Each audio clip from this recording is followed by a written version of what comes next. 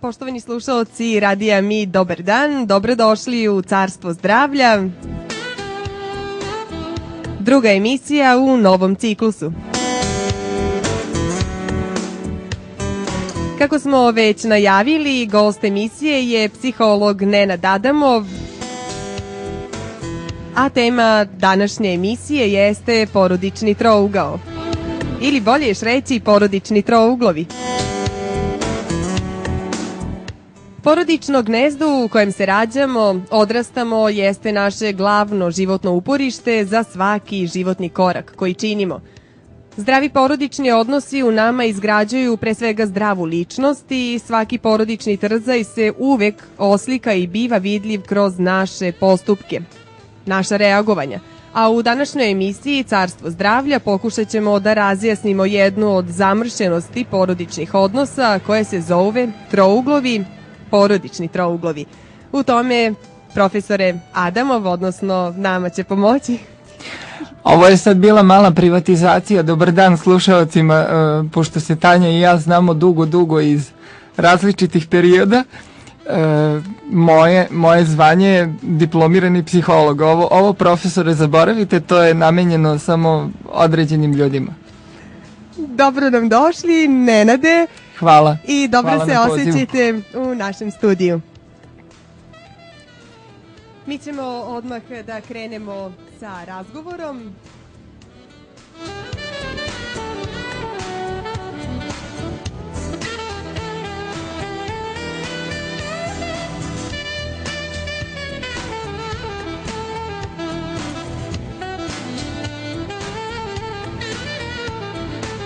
Jasno je da kada postoji visoka tenzija u odnosima između dve osobe, nije retko da se one pridružuju trećoj da bi se oslobodile stresa, je li tako? Zavisi na koje osobe mislite i situacije, moguće je naravno. A stvaranje trouglova u porodici obuhvata dve osobe koje utrougljavaju treću osobu u svoj odnos. Takvih slučajeva ima dosta. Ima naravno. Kažite nam, kada se stvori tenzija, recimo između roditelja, odnosno bračnog para, može li se ona rešiti zajedničkim fokusiranjem na dete? Mislim da ne. Ja sam opet pobornik toga da dete u svakom slučaju ne može da spase brak. Jer brak je nešto što je nastalo kao zajednica i pre nego što je to dete došlo u tu dijadu. Pa kad dijada je postala trijada, ono što je bitno jeste da se taj odnos između supružnika definiše pre nego što dete stigne i da se dobro porazgovara o tome da li se dete želi, kako ćemo ga podizati, kakvi su nam planovi, kakvi su nam stavovi, kakve su nam vrednosti. Sve je to bitno definisati. To sad jako ozbiljno zvuči, ali je zaista neophodno razgovarati u tome potpuno opušteno da bi to dete moglo da dođe u jednu sredinu koja ga prihvata. Jer obaveza roditelja kao odgajivača deteta jeste da odgoji dete kao jednu zdravu, slobodnu ličnost. Naravno, ukoliko taj odnos između supružnika nije rešen, ako brak započne kao spoj ljudi koji se ne pronalaze, koji nemaju zajednički sistem vrednosti, koji ne mogu da nađu teme za razgovor, onda je jako teško da jedno tako malo biće koje tek stupa u ovaj svet može da doprinese tome da se brak učvrsti. Ono može da doprinese u toj meri ako su roditelji svesni da nisu sami na svetu, i da je tu neko treći kome treba sada posvetiti sve svoje vreme, potencijale ili da kažem ne baš sve, ali najveći deo vremena. Jedino je tako moguće ako roditelji imaju dovoljno svesti da je tu treći član kojim se treba ozbiljno baviti. Međutim, moram da kažem, iskustvo pokazuje da ukoliko odnos između supružnika nije dobro definisan i nije počet na dobrim, zdravim osnovama, jako je teško da će oni biti dovoljno svesni. Oni su onda obično obuzeti sopstvenim problemima i upravo preživljavanjem u tom jednom lošem odnosu, tako da tu dete uglavnom ima jednu, da kažem, prosto otežavajuću okolnost da boravi u takvoj sredini. Znači, moj odgovor na vaše pitanje bio bi ne. A nedavno sam čula jedan komentar da porodice sa fokusom na dete su one gde u bračnom odnosu postoji već hronični konflikt ili distanca koji roditelji pokušavaju da reše tako što se okreću detetu. Ovde govorimo već, znači, detetu koje je odraslo. Izvinjam se, ja moram da kažem, znači, ovo što ste sada rekli jeste način na koji roditelji pokušavaju da se spasu i održe u vezi koja ne funkcioniše, ali niko ne govori da je to dobro. A koji su vidovi reakcije deteta u takvim situacijama? Pa naravno, dete je suočeno sa preživljavanjem u takvim okolnostima i dete na vrlo ranom uzrastu snima situaciju u kojoj se nalazi. Dete može sa 4 godine da vam da takve impresije o odnosu roditelja da ostanete zaista zapanjeni, da jedno tako malo biće i mlado biće koje je tek stupilo u ovaj svet savršeno vidi ko kakav odnos ima ne samo prema njemu, nego i kako se roditelji slažu međusobno. Znači, situacija u kojoj se dete nalazi jeste situacija preživljavanja. Ono će to pokušavati da reši na razne načine. Neko će dete rešiti to povlačenjem, neko će dete rešiti agresijom, neko će dete rešiti plačem, neko će dete reagovati. To zavisi od njegove prosto konstitucije, od njegove, da tako kažem, male ličnosti koja će se naravno tek formirati, ali znači, reakcije zavise od osobe do osobe. A sada će biti još konkretnije što se tiče ovog pređašnjeg pitanja. Kažite nam, kakve reakcije, odnosno kakve posledice, možda bolje da kažem, na dete može da ima to kada bilo ko od roditelja, znači ili otac ili majka, traži lojalnost od njega, od deteta. Dakle, kada muž i žena utrougljuju u stvari dete u odnos svoj u cilju razrešenja tog svog bračnog konflikta. To je užasno. To je za dete katastrofalna pozicija koja po njega može da ima poražavajuće posledice, po njegovu ličnost. Jer, pazite, roditelji su vam neko ko vama treba da bude uporište, ko vama treba da bude stabilnost, ko vama treba da pruži svu lepotu ovog sveta, da vam ulije samopouzdanje.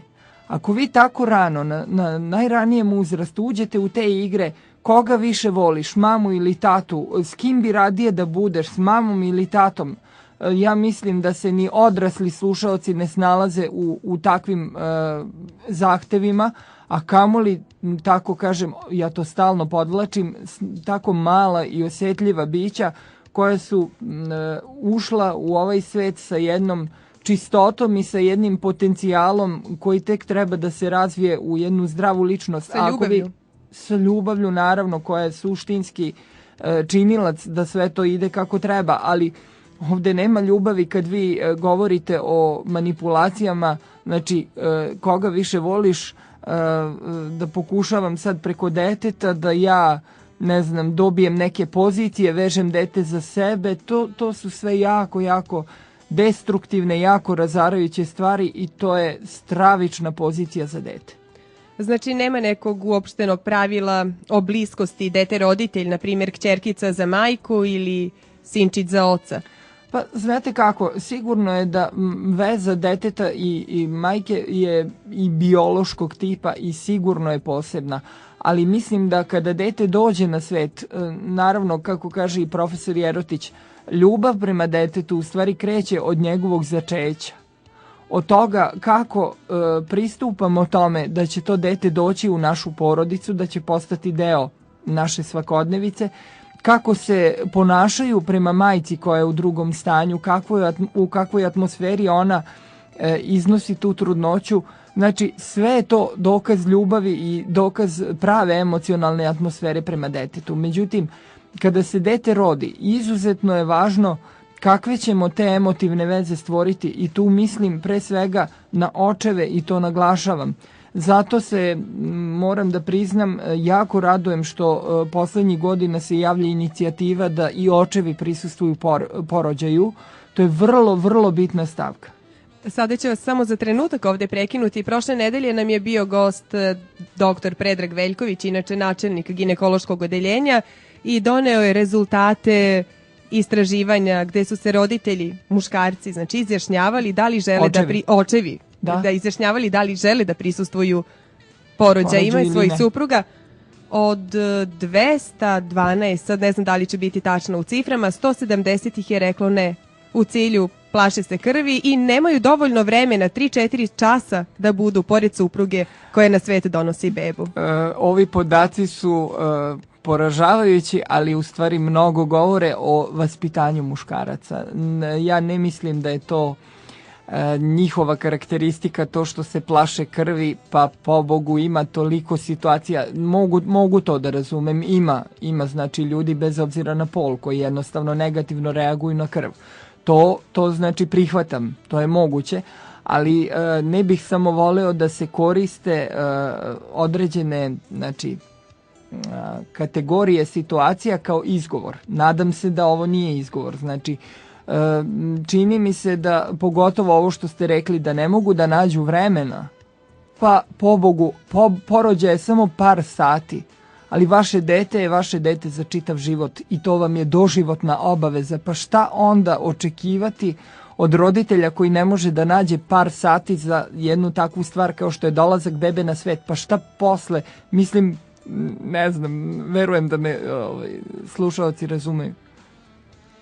To je znači sav komentar, je li tako? Da, znači zalažem se jako, evo još jednom ću reći kao psiholog, da očevi prisustvuju porođaju, jer ih to jako menja, to je dokazano i ja imam baš, da tako kažem, nedavno saopšteno svedočanstvo jednog mladog tate, ako mogu da kažem, da od momenta kad je prisustvovao porođaju može samo da kaže ženama svaka čast i da je to nešto što ga je jako, jako promenilo u smislu njegovog sazrevanja i zato mislim da je to jako važno. Prosto vidite kako neki muškarci koji su do tada razmišljali na sasvim drugačiji patrijarhalan način, što zbog predrasuda, što zbog načina vaspitanja, što zbog one stalne potrebe u takvim okolnostima očuvanja svoje mačo uloge, tu ulogu drastično menjaju kada prisustvuju nečem tako važnom i bitnom kao što je porođaj. Nešto što je dodatna emocija. Ne samo dodatna emocija, nego prosto suočavaju se sa svim, moram tako da kažem, i teškoćama dolaska jednog bića na svet i svom ozbiljnošću situacije. Znači nije to samo tako, to, znate kako, imam utisak da pojedini muškarci doživljavaju porođaj kao u onoj pesmi Jednog dana rešio moj tata za rođendan da mi kupi brata i mama dođe iz porodilišta kao da to nije ništa, pa oni upravo tako i doživljavaju verovatno porođaj kao to nije ništa, šta žena ode, porodi se, molim vrati se i tralala. Ovde vide da to nije tek tako i nije tralala, nego je jedna ozbiljna situacija, životna situacija. Mislim da je to jako važno. A sada ćemo i da pređemo na jedan drugi kolosek kada su u pitanju roditelji i deca.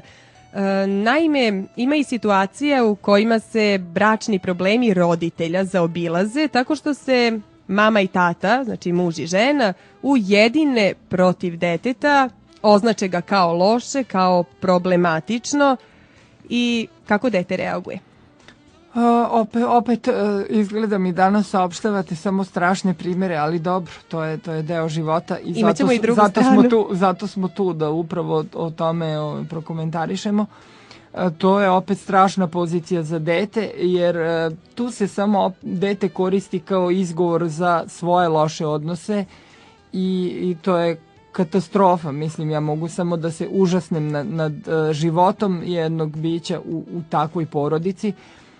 Dete će naći načina, ono će sigurno reagovati, kažem opet, to su tipične pozicije, ili će reagovati povlačenjem ili će reagovati još većim buntom. jer je optuženo za nešto u čemu u stvari nema udela, to jest jako će dobro snimiti zašto roditelji to rade i šta u stvari hoće. Tako da držim palčeve takvom detetu, a roditelje bi trebalo poslati na prevaspitavanje. A koliko se može odraziti na detetov stav o bračnom životu, negativan stav? Vrlo i to je jedna bitna stvar i hvala vam što ste to spomenuli. To je nešto što nažalost može da čoveka deformiše u negativnom smislu za ceo život i obeleži ga kao nekoga ko zato što nije imao dovoljno ljubavi i mogućnosti da vidi jedan pozitivan model i sve ono što brak i zajednički život može da pruži, nego je samo se suočavao sa negativnim primjerom, sa manipulacijama, može zaista trajno da ga obeleži i da on jednostavno postane zbog takvih sredinskih uslova nesposoban da formira jednu zajedničku vezu kao što je brak. Imamo i jednog slušalca na vezi, 33156 je zazvonio. Halo, dobar dan, carstvo zdravlja. Halo, dobar dan. Dobar dan, dobrodošli. Ja bih htjela da pozdravim vašeg gosta, pošto ga poznajem. Dobar dan. Htjela bih da pitam, da li može da mi odgovori koliko gruba reč svojih vršnjaka može da deluje na dete koje je sad trenutno u pubertetu? To je, znači, vaše pitanje? Jeste. U redu, evo, trudit ću se da vam odgovorim. Da li ima neke posledice i tako, to me zanima, pošto mi kao roditelji smo vrlo privrženi prema detetu, mnogo stvari ugađamo i ona nama je, vrlo je dobra, mirna, pametna je, odlična je učenica, ali koliko može, na primjer, društvo u razredu da utiče, loše utiču, na primjer, na nju i njihove grube reči, koliko mogu na nju da utiču. Evo, odgovorit ću vam. Hvala vam. Molim, prijatno. Dakle, adolescencija ili pubertet jeste jedno jako osjetljivo doba kada mlad čovek u želji da se izbori za svoje mesto u grupi vršnjaka želi jako da pripada toj grupi. Zato je tako prijemčivo za uticaje vršnjaka i sve ono što može da deluje. Ovde ste vi naveli primjer grubih reči koje deluju na dete. One mogu da utiču na dete, ali mislim da jedan razgovor sa vašom, shvatio sam iz razgovora da je u pitanju ćerka, jedan razgovor sa vašom ćerkom, vas kao roditelja i ukazivanje na dobre i loše primjere, na ono što je dobro ili loše, može da utiče da ona bude otporna na uticaj vršnjaka. Naravno, to nećete moći baš uvek i u svakom momentu, ali vaše je i da reagujete ukoliko se taj loš uticaj vršnjaka proširi i bude dominantniji, da reagujete i da to rešite i sa samom školom, odnosno da skrenete pažnju šta se događa, znači da to ne daj Bože ne pređe u neko zlostavljanje, maltretiranje. Znači, savjetujem vam, dakle, moj odgovor bi bio da ipak vi kao roditelji sa svojim sistemom vrednosti možete najviše tu da doprinesete i da je pomognete da razdvoji šta je dobro, a šta loše. Velika podrška pre svega roditelja. Apsolutno. Nenade, ima i situacija u kojima se bračni problemi roditelja zaobilaze, recimo, sada opet ćemo govoriti u stvari o združivanju roditelja, muža i žene, dobro, kada je dete u pitanju, ali u preteranoj brizi, u kojoj dete roditelji markiraju kao slabo, kao bolesno. Znači, jako smo mu potrebni. Znate kako, tu sad ima više momenata. Moguće je da se nekad roditelji tako postave ako je zaista dete recimo bilo tokom najranijeg detinjstva izloženo određenoj bolesti i određenim problemima i prosto naravno kao roditelj ne možete da ostanete imuni na to i u vas se usili jedna vrsta strepnje i straha kako će to dete dalje ići kroz život. Znači, o tome roditelji moraju da povedu računa da ta strepnja koja postoji od ranije ne preoptereti dete u tom smislu da oni počnu da ga prezaštićuju, jer to može da ima negativan efekat. Međutim, mislim da ste vi ovoga puta mislili na jednu drugu situaciju, kada je dete zdravo i kada je dete sasvim dobrog, što se kaže, zdravlja, a roditelji ga ocenjuju kao slabo, kao ne znam kako će se snaći, pa ko zna da li ona ili on upravo to može... u cilju zaštite svog odnosa. Da. Međutim, moram da kažem da se u psihologiji zna da obično takav prezaštićujući odnos krije u sebi u stvari jedan strah kod roditelja, a to je strah od odvajanja ili strah od napuštanja. Znači, roditelji su ti koji imaju problem, roditelji su ti koji se boje da će biti ostavljeni, napušteni, da će biti sami, što obično ljudi ne razmišljaju, jel? I ne deluje im tako. I mogu da kažem da to može da ima negativne posljedice po razvoj deteta u smislu što ono neće biti dovoljno samostalno, jer će biti primorano roditeljskim modelom da živi po modelu koji su mu roditelji dali, znači da nema praktično mogućnost da samo odlučuje, da samo bira, nego mora da se pridržava onoga što roditelji traže od njega. To se kasnije, kako vreme prolazi u adolescenciji, može opet odraziti ili povlačenjem ili buntom vrlo često, jer dete mora da ispolji svoje želje, svoj pogled na svet i ono treba da izraste u jednu samostalnu individu i sigurno sada, da tako kažem, jedan prirodan razvoj onda reaguje buntom na okolnosti kojima je bilo izloženo. Osim dece, bračni par može i druge osobe da uključi u svoj trougao, ovaj problematični, u stvari porodični trougao, ali o tome ćemo nešto više posle muzičkog predaha. Alaj mi je večeras po volji, neka baš bude uvertira u naš nastavak priče. Peva Olivera Katarina.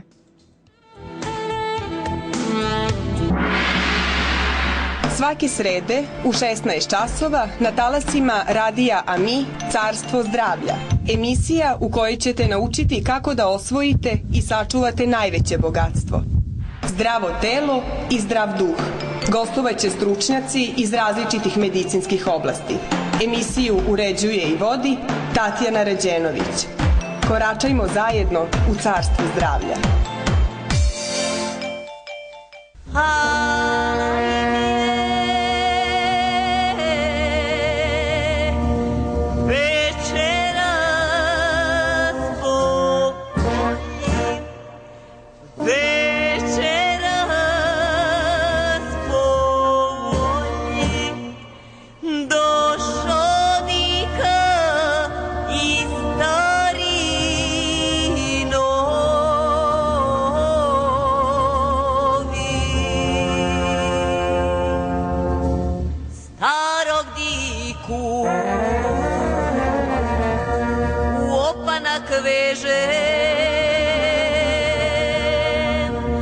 No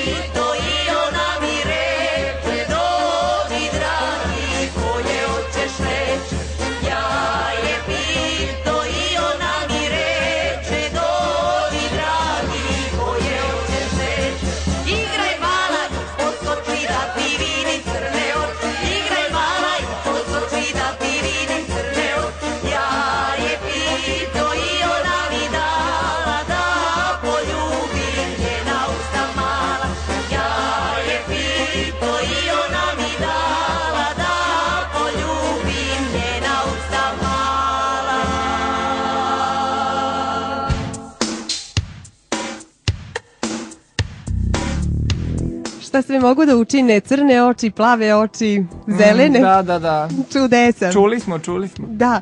Mi ćemo da nastavimo razgovor u emisiji Carstvo zdravlja na talasu Radija Mi. Nama je drag gost, psiholog Nenad Adamov.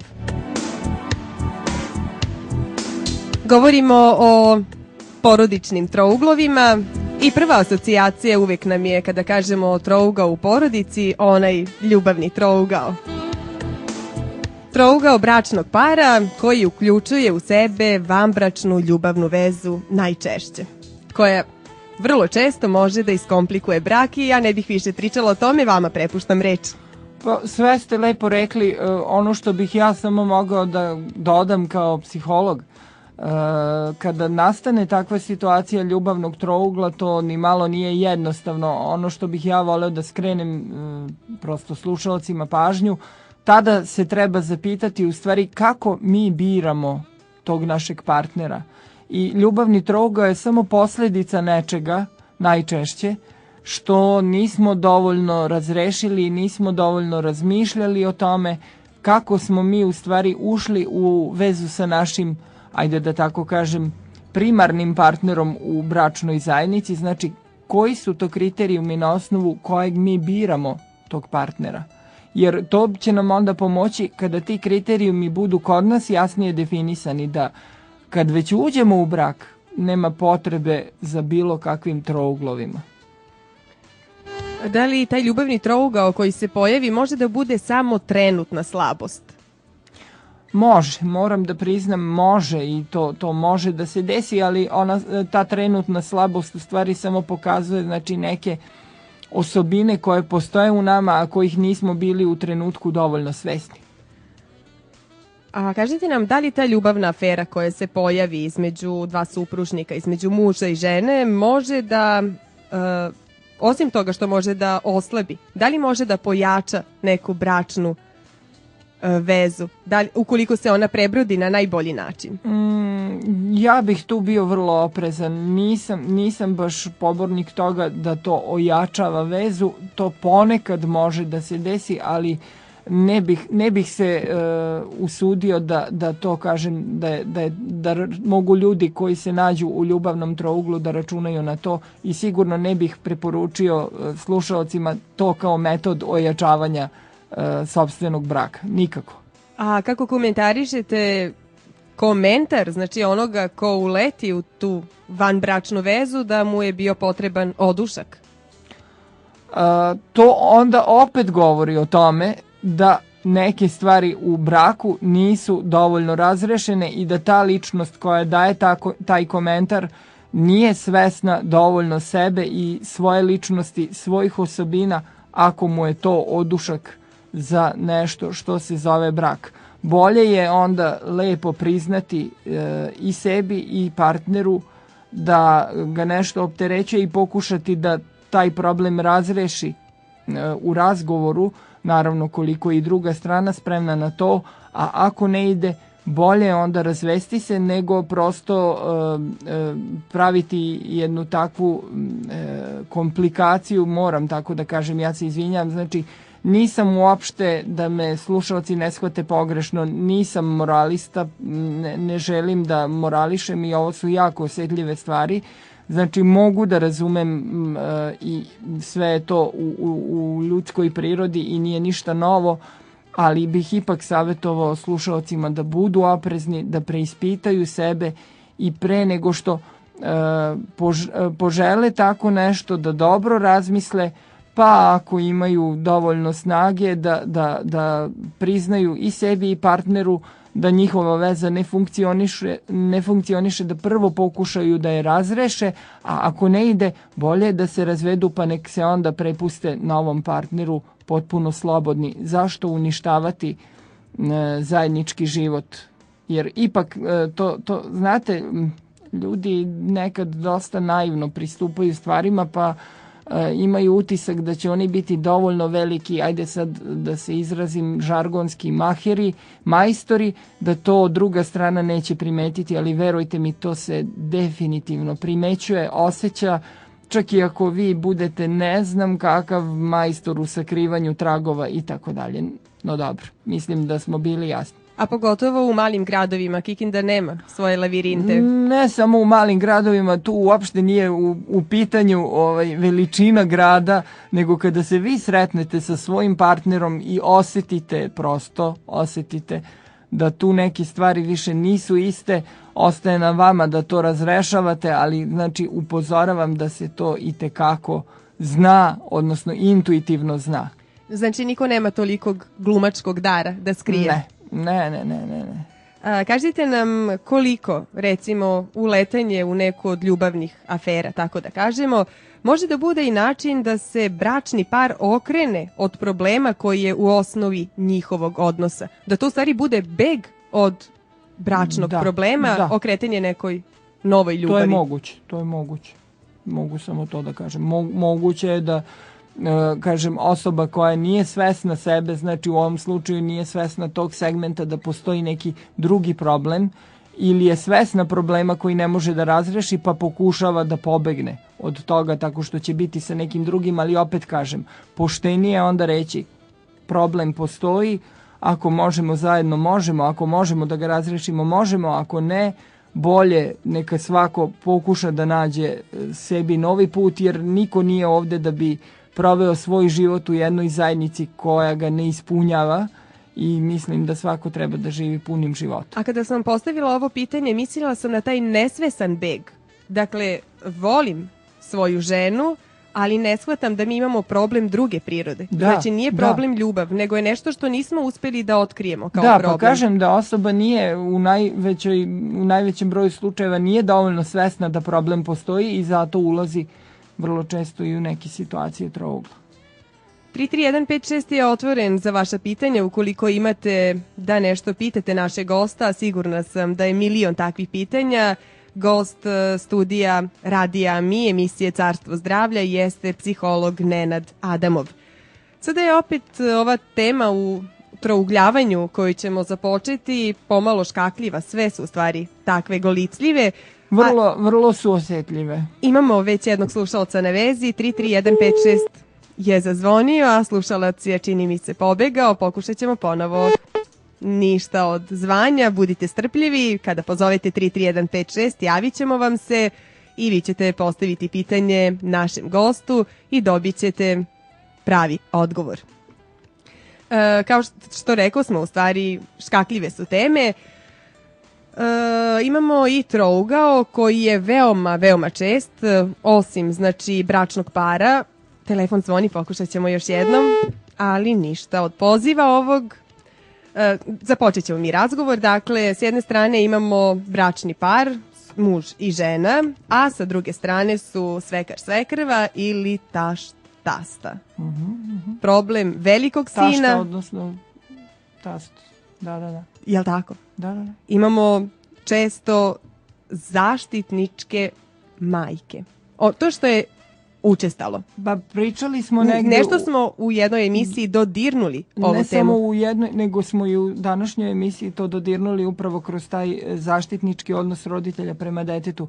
Moram da kažem da je ta situacija, znači, postojanja u braku, naravno, života u višečlanoj porodici, kada su prisutni svekar, tašta, isto specifična situacija, jer svaka generacija ima svoj pogled na stvari i ono što ja kao psiholog obično podržavam, to je da zaista generacije, različite generacije i više generacija mogu da žive zajedno ako postoji između njih tolerancija, ako postoji dogovor, ali negde verujem da je ipak dobro da se mlad par bar nekako prostorno odvoji od, znači, svekra, svekrve, jer kažem svaki par, a i svekar i svekrva su, jel tako, bračni par, ima svoj način gledanja na stvari, rešavanja situacija, a to vrlo često može da stvori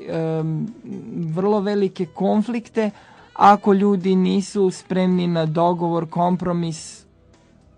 Izvolite, imam utisak. Jednog slušalca na vezi, halo. Ja bih htjela da pitam ovako. Da li nasilje svojih vršnjaka nad jednim detetom i razočarenje koje to dete doživi Da li to može da prouzrokuje neku bolest tog deteta? Pa zavisi, znate kako, jako ste mi široko postavili to pitanje, morali bismo o tome više porazgovarati i jedino da vam savjetujem da mi se obratite u savjetovalištu Doma omladine u radno vreme, znači od 9 do 14 sati, pa da možda više o tome razgovaramo, jer sad ovako ne mogu da vam odgovorim tačno znači na kakvu bolest mislite i kakve posljedice mislite. Pa da je dete povučeno, na primjer da počinje da je ne interesuje škola, da se plaši škole, da se plaši da ide u svoj razred. Da vam kažem, da morate razgovarati sa svojim detetom, znači o čemu se radi i ono bi trebalo da vam kaže, znači šta se konkretno desilo, da vi onda znate koje korake možete da preduzmete. Ukoliko primetite, znači da je u pitanju znači reakcija razreda na dete u tom smislu i da se to produžava, vi morate onda reagovati i na nivou škole. Znači morate razgovarati sa razrednim starešinom. Razredni starešina mora razgovarati na jedan opšti način tako da provuče, znači, priču i problem koji postoji tako da se to ne zna da je vaše dete konkretno u pitanju, znači da nema da se izbegne ono obeležavanje, jer tada pogotovo deca mogu da budu vrlo surova. A znači kada to uradite, onda pokušajte da razgovarate i sa detetom i sa znači razrednim starešinom, zajedno da obavite jedan razgovor, da prosto i ljudi u školi postanu svesni šta se dešava i da to na najbolji način razrešite. To je naravno moguće uraditi i tako što kada vi budete saopštili problem u školi o čemu se radi, možete se dogovoriti da se znači na jednom od roditeljskih sastanaka razgovara na tu temu. Opet moram da naglasim na najopštiji način i da se skrene pažnja roditeljima šta se događa i da se problem reši. Ovim uključenjem naše slušateljke vratili smo se na segment o kojem prvi deo razgovora, dakle segment emisije u kojem smo kazivali o trouglu između roditelja i dece, a sada ćemo se ponovo vratiti na to utrougljavanje porodično kada su u pitanju supružnici i kao što smo rekao smo svekar svekrva, tast tašta. Znači, da se vratimo na tu temu, to je situacija koja sigurno zahteva prilagođavanje, adaptaciju, strpljenje i zavisi od svih tih činilaca, znači od oba bračna para, da tako kažem, znači jednog starijeg i jednog novog, kako će se to razrešiti i to je situacija koja je od slučaja do slučaja. Znate, ne postoji jedan šablon po kojem se te situacije rešavaju, to je zaista posebnost svakog od tih situacija. A kako komentarišete da, uzet ćemo samo jedan konkretan primjer, znači koji je uopšten, da bračni partneri recimo svoju pažnju mogu da skrenu sa sopstvenog konflikta tako što će recimo žena da prebaci sve to na muževljevu majku, na svekrvu. Znači svoj bračni konflikt prebacuje na nekog drugog. Traži krivca. To je moguće, samo kažem, to se rešava razgovorom. To se sigurno rešava razgovorom. Znači, svi ti činioci, mislim na osobe, znači ovoga puta na mladu ženu, njenog supruga i njegovu majku, treba da sednu zajedno i da porazgovaraju i iznesu to što ih tišti, ma kako to dramatično izgledalo. Verujte mi, koliko god te situacije bile vrlo burne, vrlo eksplozivne, one ipak dovode do određenog razrešenja ako su ljudi spremni da saslušaju argumente jedni drugih. Naravno da je to jako, jako osjetljiva i jako teška pozicija i lako je to ovako reći, ali to sve zavisi od svesti samih tih osoba koje su u toj situaciji, da li su spremne na takav razgovor. Postoje bračna savjetovališta, ali treba biti, kažem, otvoren za tu mogućnost da se problem reši. Naravno, svi mi to ponekad činimo i pokušavamo da neke konflikte koje ne prepoznajemo u sebi i neke probleme koje ne prepoznajemo u sebi prebacujemo ili kako se to stručno kaže, projektujemo na neku treću osobu. Dešava se to, znači to nije slučaj samo u ovoj situaciji, nego i u mnogim drugim, ali prosto treba tu svoju potrebu koje nekad ljudi pribegavaju prepoznati i pokušati da se stvarno jednim razgovorom dođe u srž problema, šta je to što se zaista događa između nas, da li je tu stvarno problem u nekom trećem, ako jeste, u čemu se ogleda, ako ne, onda da vidimo šta je to između nas dvoje. U današnje vreme često je ta treća stranica trougla, znači nešto što nije živo biće, nije dete, nije svekar, svekreva, taš, tasta. Dobro. Ta treća stranica trougla često zna da bude i posao i u onom možda gorem slučaju piće. Pa da.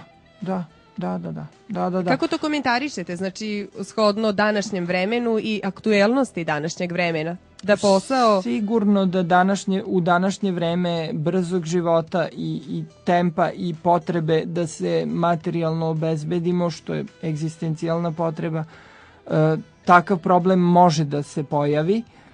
Opet insistiram na tome da se to osvesti. Znači, ako se taj problem primeti, ako jedan od članova bračnog para primeti da onaj drugi je suviše, znači obuzet poslom, da se osjeća zapostavljeno, to treba da mu kaže.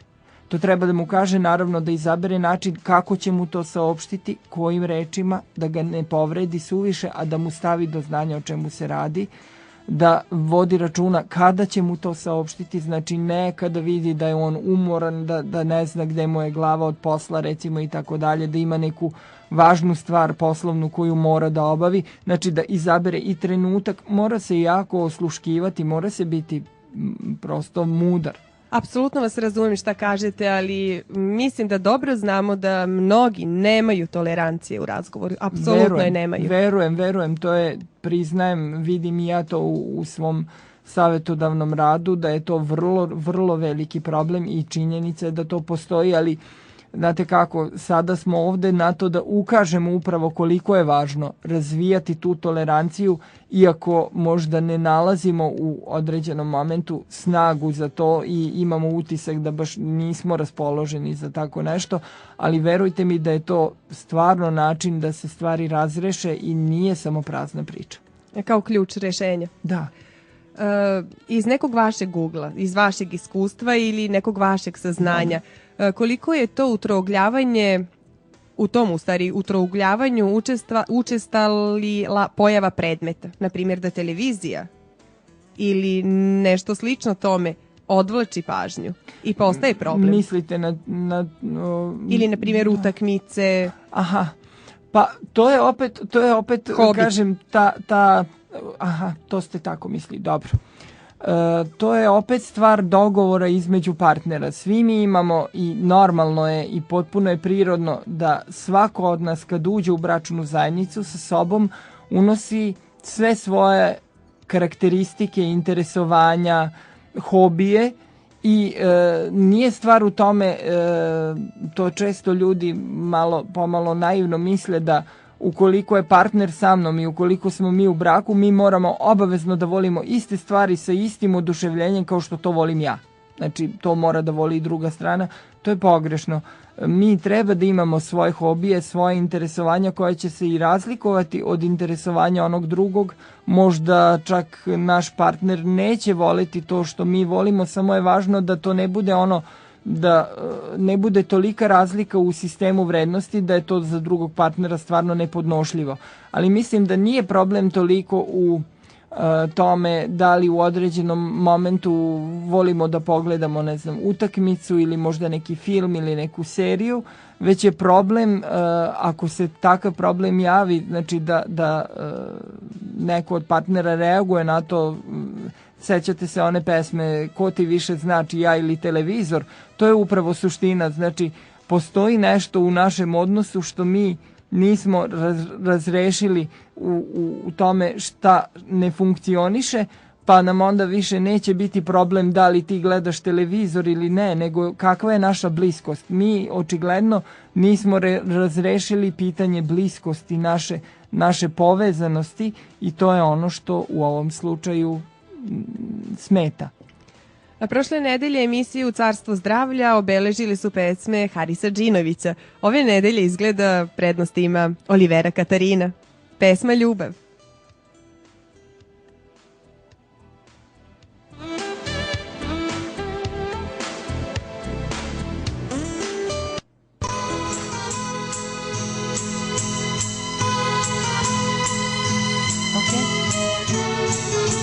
Kaži.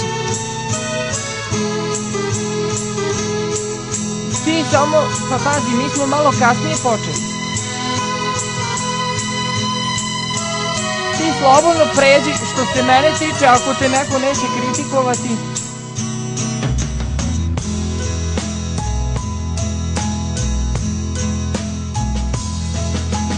Sedim u jednom parijskom lokalu, lažno se smešim čoveku što gleda svuda oko mene. Devojke se ljube, a ja tražim oči, oči kao tvoje.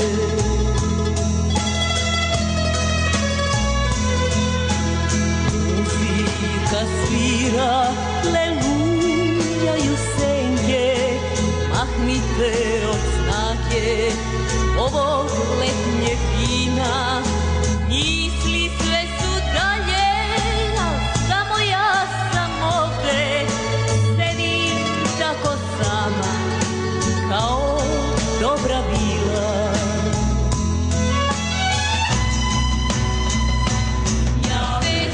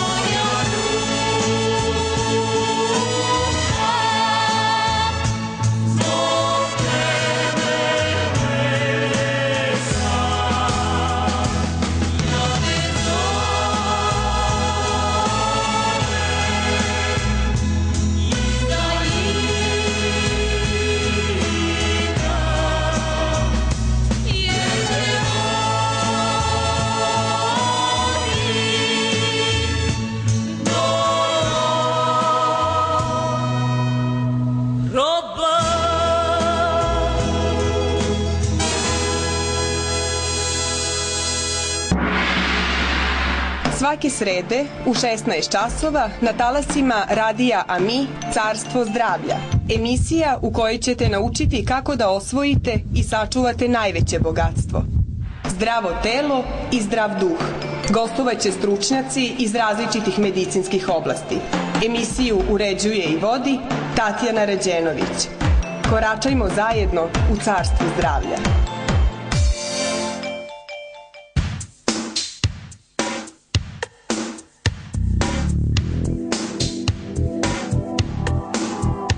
I posljednji treći deo Carstva zdravlja na talasu domaćinskog radija, radija AMI. Gost današnje emisije je psiholog Nenad Adamov.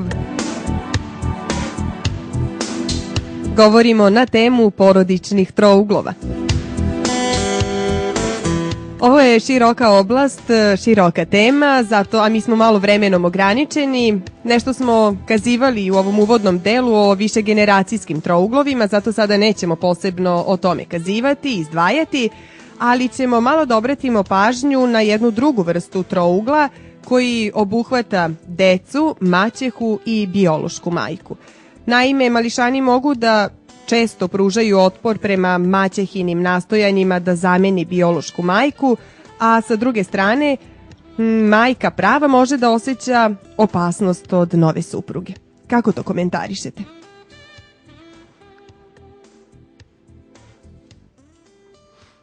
Naveli je bitna odlika ovakve jedne situacije. Ono što bih ja voleo da upozorim, upravo ste rekli jednu reč kada ste govorili o ovakvoj vrsti odnosa, da maćeha pokušava da zameni biološku majku. Tu je greška. Ono što bi ja savjetovao onima koji se nađu u poziciji maćehe ili očuha, jeste da pokušaju pri upoznavanju sa detetom budu vrlo iskreni, otvoreni koliko je to moguće i saopšte mu jednu važnu stvar. Ja ne mogu i ne želim da zamenim tvoju mamu. Ja ne mogu da budem tvoja mama, ti imaš tvoju mamu ili tvog tatu. Ili u slučaju čak i da je recimo preminuo otac ili majka, da kaže ja ne mogu da budem tvoja majka ili tvoj tata, ali ja želim da ti budem najbolji prijatelj. I želim da budem neko na koga ćeš moći da se osloniš i kome ćeš moći da veruješ. I ukoliko je, znači, da uzmemo u obzir situaciju da su i biološki roditelji živi, da, znači, ti možeš da, naravno, posećuješ, ako je dete, recimo, u porodici, ja, sa očuhom ili maćehom, može da posećuje potpuno prirodno svoje biološke roditelje i da ima sa njima potpuno privržen odnos, znači da dete ne osjeti da tu postoji ljubomora, da postoji potreba za sprečavanjem zato što se osjeća ugroženo bilo biološki roditelj, bilo maćeha, ali to zahteva jako veliki oprez, jako onako pažljivo rešavanje tog odnosa deo po deo i naravno praktičnim primjerom pokazivanje šta ja zaista mislim. U ovom trouglu o kojem sada kazujemo, pričamo, često može da dođe do različitog stepenovanja otvorenog konflikta između maćehe i majke, očuha i oca. Da. Na koji način opet izglediti tako nešto, uključujući i drugog partnera koje svađa maćehe i majke, stav znači bivšeg supruga i sadašnjeg, ili ukoliko je konflikt između oca i očuha, stav bivše supruge, odnosno sadašnje. To se rešava jednostavno razgovorom. Sad, ono što smo rekli da je upravo problem koliko su ljudi spremni na tu vrstu razgovora, ali zaista se to najbolje rešava jednim zajedničkim razgovorom kada svako iznese ono što ga muči, što ga tišti, pa se vidi gde se u stvari problem nalazi. I ono što molim roditelje da ne zaborave kad god imaju neku vrstu konflikta, bilo znači da je u pitanju bivši suprug, supruga ili da je u pitanju sadašnji brak, a da neki konflikt postoji ili razvod i tako dalje, da ne zaborave da moraju da vode računa o detetu, o tome šta svojim konfliktom, svojim stavom i načinom kako ga razrešavaju čine za to dete. dete ne smeju da ispuštaju iz vida. Ono je uvijek na prvo mesto, to je sigurno. A moram da kažem, u praksi se vrlo često događa da se u jednom žaru i u povređenosti ljudi zaboravljaju na dete ili na decu ako ih ima više i ne shvataju koje povrede nanose detetu, psihološke povrede, psihičke povrede i obeležavaju ga za čitav život, a to je jako velika greška. Često i taj novi par može da se udruži protiv bivšeg bračnog partnera i njega da definiše kao uzrok svojih problema. Da, i to je moguće, samo je važno da ako već tako nešto čini, da ne čini to preko deteta. Znate, moram da upozorim na još jednu situaciju. A recimo ukoliko deteta nema? Ukoliko deteta nema, da, to je moguće, to se kao što znate obrađuje i u mnogim filmovima. To samo govori o tome koliko su nerazrešene stvari između prethodnih supružnika, između sadašnjih. Naravno, sve to, kako da vam kažem, to su jako i zamršene stvari i nije ih lako uvek do kraja odmrsiti, jer mi smo ipak i emotivna bića i kada emocije prevladaju jako je teško izvući se iz tako nekih pogotovo burnih emotivnih stanja, jer koliko god taj neko bio bivši, ako su jako velike emocije, jake emocije vezane za njega, ako recimo je taj neko bio, kako bih sad rekao, neko ko je otišao od nas bez naše volje, sve to čini da znači jako u velikoj meri bivaju i ispoljene strasti i jake emocije u odnosu na tog partnera, jake negativne emocije jer se osjećamo povređenim i sve to vrlo znači komplikuje rješavanje tog emotivnog odnosa. Mora se mnogo raditi na sebi da bi se tako nešto prevazišlo i naravno da sve zavisi od samih učesnika u tom odnosu. Mi smo zaista vremenski ograničeni, ovo je tema bez kraja i zaista bih sa zadovoljstvom vodila sa vama, razgovarala o ovoj temi, a kao posljednje pitanje, pošto ste često spominjali u toku ovog našeg razgovora, ističete uvijek razgovor na prvom mestu. Da. Zaista to shvatamo kao takvo i kao pravo rješenje. To je tako. Ali da li usled mnogo snažnih emocija, da li emocija snažna može da proguta razgovor? Znači, jednostavno ne poznaje, ne zna šta znači razgovor. Može da ga onemogući, može da učini to da se ljudi jednostavno ne slušaju.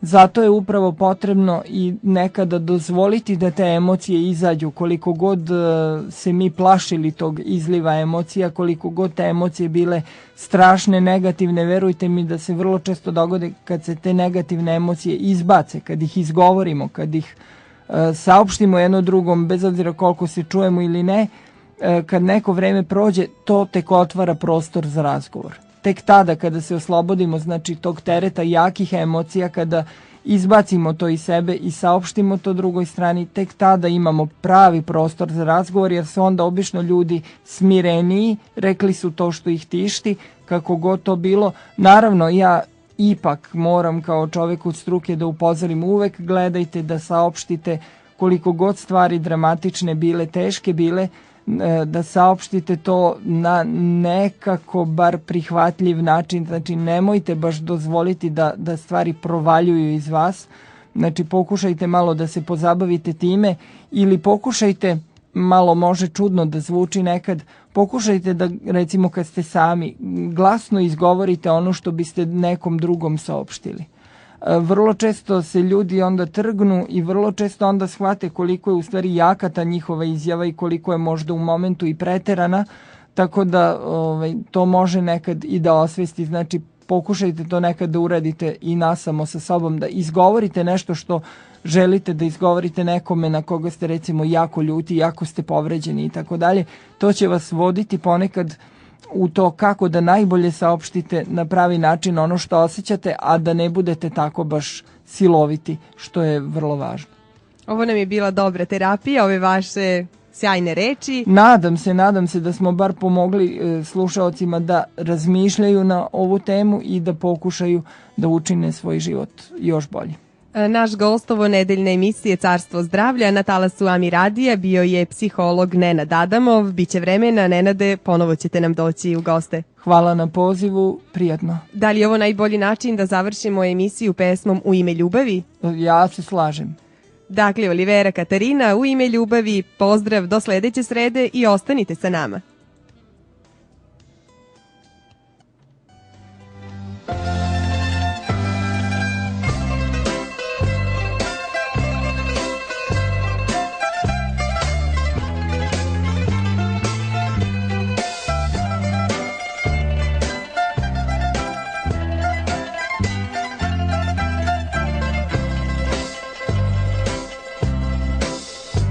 Želje vaše noća znam, da vam u srcu gori plan.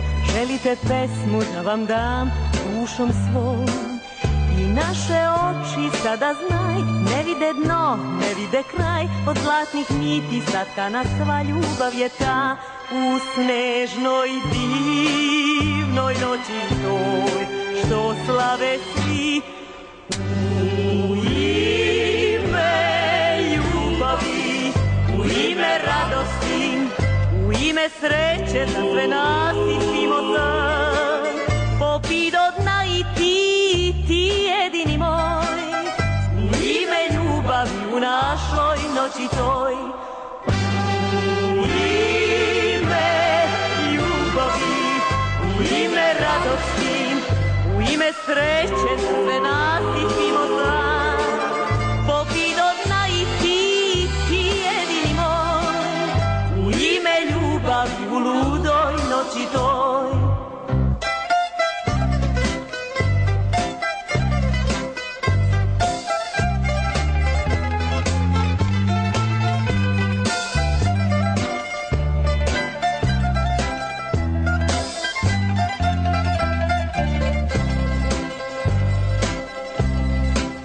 Ja želje vaše noća znam, da vam u srcu gori plan. Želite pesmu da vam dam dušom svom. I dok je svuda smeh i sjaj i neki svet je oko nas, ja mislim samo da je kraj ljubavi toj. U snežnoj divnoj noći toj, što slave svi.